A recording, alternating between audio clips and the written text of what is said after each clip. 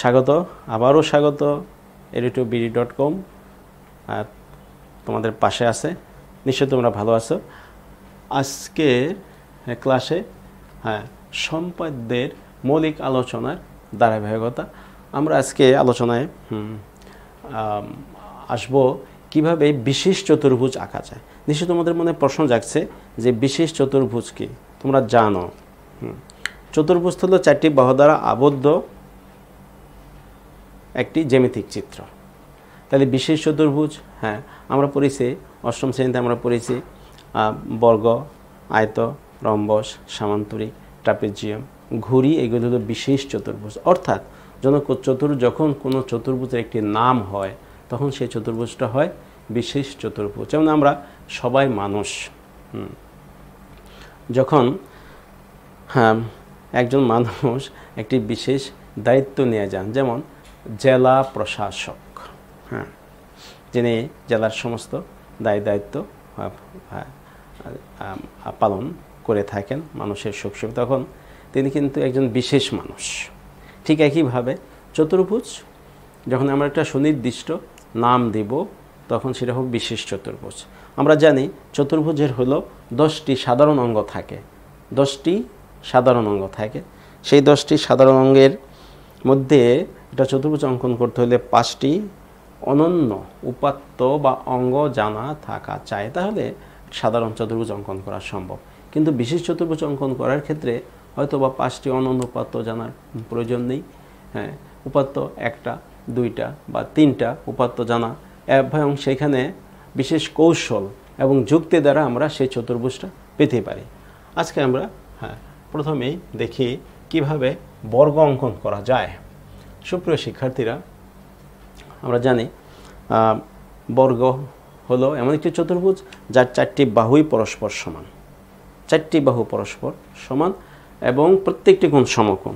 তো এই ক্ষেত্রে আমরা লক্ষ্য করি একটা বর্গ অঙ্কন করার কৌশলটা আসলে কি। যেহেতু বর্গের 4টি বাহুই কি পরস্পর সমান, তাহলে একটা কৌশল হলো আমরা যদি সমকোণ অঙ্কন করতে পারি, বাহুর যে কোনো প্রান্ত বিন্দুতে সমকোণ আঁকতে পারি। আমার সাথে সাথে লিখে ফেলো, বাহু যে কোনো প্রান্তে সমকোণ অঙ্কন। বাহুর যে কোনো প্রান্তে, কারণ 4টি কোণের সমকোণ, বাহুর যে কোনো প্রান্তে যদি আমরা সমকোণ এঁকে ফেলি। যুক্তির ক্ষেত্রে আমরা লক্ষ্য করি 4টি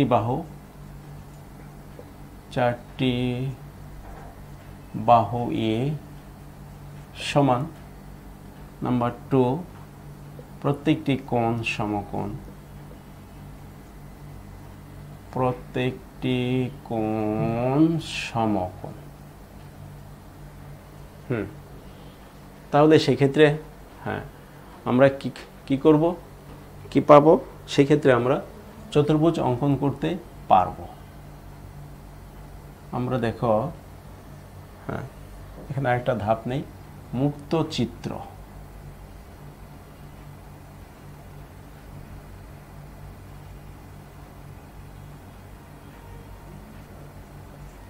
মুক্ত চিত্র, তো মুক্ত চিত্র কথাটার অর্থ হইলো আমরা ফ্রি হ্যান্ডের চিত্র আঁকি। একটি বাহু মনে করে দেওয়া আছে, তো বাহুর প্রান্ত বিন্দুতে বাহুর প্রান্ত বিন্দুতে একটি বাহু দেওয়া আছে। ঠিক আছে, বাহুর যে কোনো প্রান্তে সমকোণ অঙ্কন। নিশ্চয়ই সমকোণ অঙ্কনের বা কৌশলটা জানা আছে। কম্পাসের সাহায্যে আমরা যখন সমকোণ অঙ্কন করি, এইভাবে আমরা সমকোণ অঙ্কন করতে পারি। তাহলে এই বাহুর সমান করে এখানে একটা বাহু নেওয়া যাবে, এখন এই দুটি বিন্দুকে কেন্দ্র করে বাহুর সমান ব্যাসার্ধ নিয়ে একটা বৃত্তচাপ, এখানে একটা বৃত্তচাপ হয়ে গেল। এরা যেখানে ছেদ করে সেই ছেদ বিন্দু যদি আমরা যোগ করে দেই তাহলে হয়ে গেল চতুর্ভুজ। ওকে, উপাত্ত হলো একটি বাহু দেওয়া আছে। কৌশল, বাহুর যে কোনো প্রান্তে আমরা সমকোণ অঙ্কন করব যে কোনো প্রান্তে। হ্যাঁ, যুক্তি হলো চারটি বাহুই সমান, প্রত্যেকটি কোণ সমকোণ। মনে রাখবা এই চিত্রটা কিন্তু মুক্ত চিত্র, যেহেতু হ্যাঁ মুক্ত হস্তে ফ্রি হ্যান্ডে আমরা চিত্র অঙ্কন করছি, সুতরাং এখানে কিন্তু অরিজিনাল চিত্র নয়। আমরা পরবর্তী ক্লাসে যখন আমরা আলাদাভাবে চিত্র অঙ্কন করব তখন হ্যাঁ চিত্রটা একদম পরিষ্কার হবে। আর যদি তোমাদের কাছে হ্যাঁ কম্পাস পেন্সিল থাকে তোমরা অঙ্কন করতে পারো, তাহলে হয়ে গেল কি একটি বর্গ। এই তো যুক্তি, চারটি বাহুই সমান, প্রত্যেকটি কোণ সমকোণ। হ্যাঁ, আর এই একটি কোণ সমকোণ হলেই আমরা এই চিত্রটি আমরা আঁকতে পারছি। বর্গ অঙ্কন করার আরেকটি উপাত্ত হইল হ্যাঁ পরিসীমা। তোমাদের অনেক সময় কিন্তু পরিসীমা দেওয়া থাকবে। পরিসীমা, পরিসীমা যে কোনো জ্যামিতিক চিত্রের পরিসীমা বলতে বোঝায় জ্যামিতিক চিত্রটা যদি 3 সাইডের হয়, 3 বাহু বিশিষ্ট হয়, তখন 3 বাহুর দৈর্ঘ্যের সমষ্টি।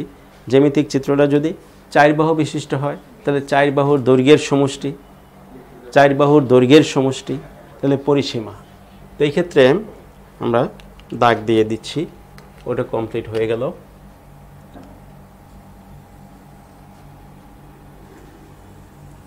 ওকে, পরিসীমাকে হ্যাঁ কৌশল হলো সমান 4 ভাগে ভাগ করে নিতে হবে। পরিসীমাকে প্রথম কাজই হলো জ্যামিতিক পদ্ধতিতে সমান 4 ভাগে ভাগ, সমান 4 ভাগে ভাগ করে নেওয়া, এই হলো একটা। দ্বিতীয়ত হলো হ্যাঁ হ্যাঁ তাহলে এক বাহু প্রাপ্ত এক বাহুর প্রান্তে যে কোনো প্রান্তে লম্ব বা সমকোণ অঙ্কন, যে কোনো প্রান্তে লম্ব বা সমকোণ অঙ্কন। তাহলে আমরা হ্যাঁ যুক্তি দেখো, যুক্তি খুব মজা, কিন্তু যুক্তি হলো 4টি বাহুই সমান, প্রত্যেকটি কোণ সমকোণ। ওই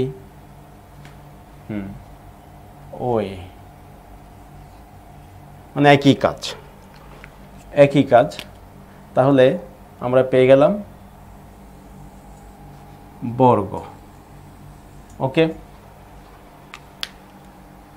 হ্যাঁ যদি একটা বাহুর দৈর্ঘ্য দেওয়া থাকে, দেখো এক্ষেত্রে কিন্তু 5টি অনন্য উপাত্তকে জানার প্রয়োজন নেই, সম্ভব নয়।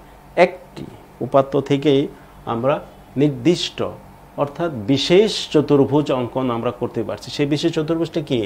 বর্গ। সেই বিশেষ চতুর্ভুজটা হলো বর্গ। আচ্ছা, এবার আমরা দেখব যদি একটি কর্ণ দেওয়া থাকে তাহলে বর্গ অঙ্কন করা সম্ভব কিনা। একটি কর্ণ তো বর্গের বৈশিষ্ট্য কি সুপ্রিয় শিক্ষার্থীরা? বর্গের বৈশিষ্ট্য হলো যে চতুর্ভুজে 4টি বাহু পরস্পর সমান, প্রত্যেকটি কোণ সমকোণ, কর্ণ দুটি সমান, কর্ণ দুটি পরস্পর সমান, তাকে বলা হয় কি তাকে বলা হয় বর্গ। এ হলো বর্গের বৈশিষ্ট্য।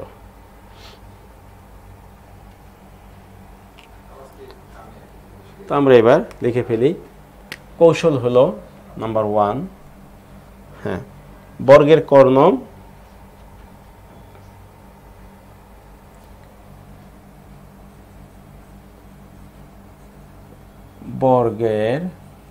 কর্ণ সমান